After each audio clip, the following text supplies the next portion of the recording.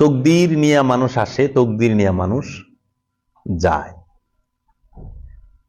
কেউ খালি হাতে যায়ও না, কেউ খালি হাতে আসেও না। এটা দেহের হাত খালি থাকে, কিন্তু তার নফসের যে মানে শক্তি, সেটা কিন্তু খালি যায় না। কর্মফল লয়ে যেতেছে তো। সে এটা মানুষ মারা গেলে সে পোশাক আশাক সোনা দানা কিছুই নিয়ে যায় না, কিন্তু কর্মফল নিয়ে যায়। আবার একটা মানুষ আসলে সেও কোনো পোশাক আশাক পরে আসে না, গহনাগাটি পরে আসে না, কিন্তু সে কর্মফল নিয়ে আসে, তকদির নিয়ে আসে, তকদির নিয়ে যায়।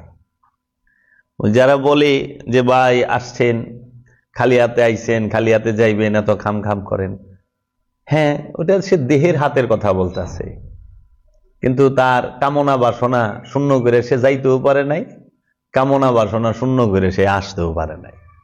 কামনা বাসনা শূন্য হইয়া যে আসে তিনি নবী, ওলি, রসুল। আর কামনা বাসনা শূন্য করে যে যাইতে পারে সে মুমিন, মুত্তাকি, মুহসিনিন, সাবিরিন, ওলি আল্লাহ। বুঝছেন?